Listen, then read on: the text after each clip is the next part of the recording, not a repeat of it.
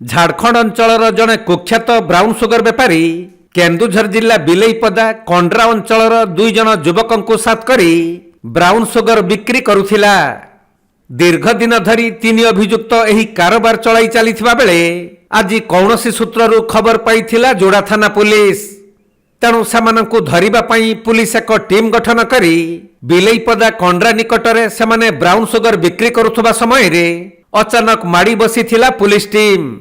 आउ सेमानक निकटरू brown sugar समेत नगद 18,100 टंका, 3टी मोबाइल फोन और गोटे कैंपर गाड़ी को जबत करिसंती। गिरफ होइथिबा अभियुक्तक मध्यरू मुख्य अभियुक्त जनक हेउछि झारखंड अंचलर। से कंड्रा अंचलर अन्य दुई जन सहयोगींक सह मिसी दीर्घ दिनरू एही कारोबार चलाई आसुथबा सूचना मिलिछि।